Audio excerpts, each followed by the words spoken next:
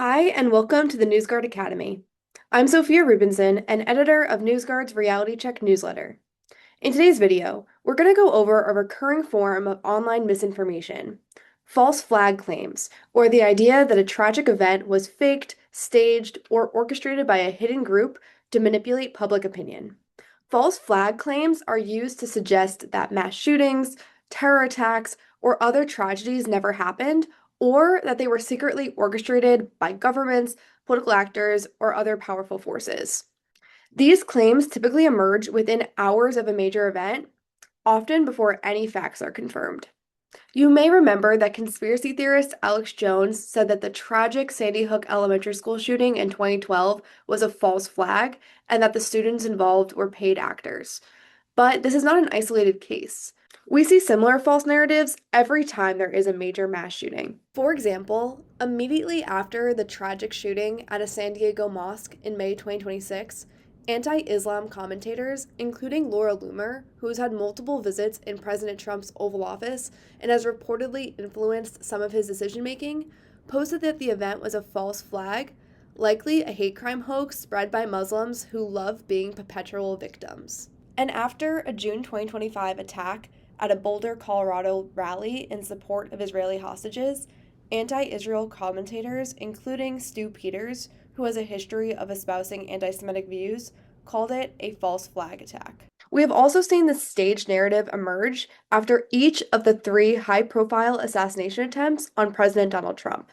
After his July 2024 rally in Butler, Pennsylvania, after the September 2024 incident in which a gunman was found near Trump International Golf Club, and after the April 2026 incident at the White House Correspondents' Dinner.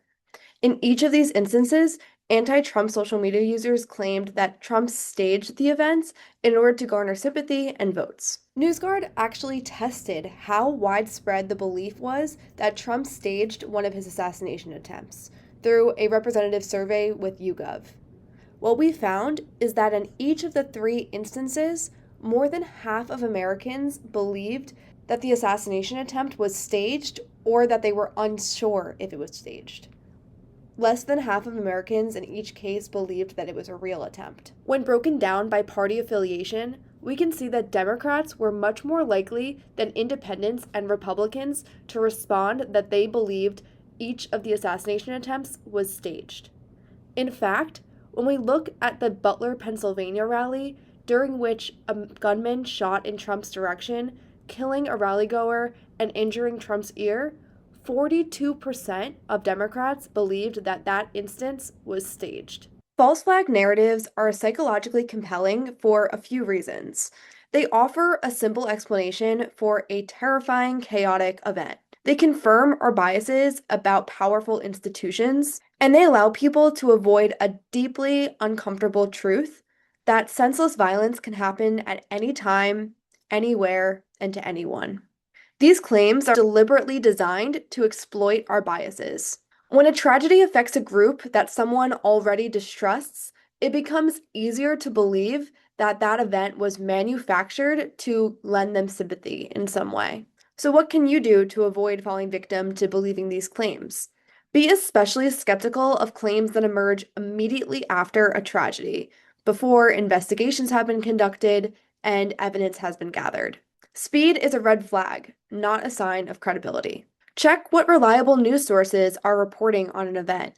If an event was staged, that's something that would come out through credible investigative reporting, not on a social media account of someone who has an agenda.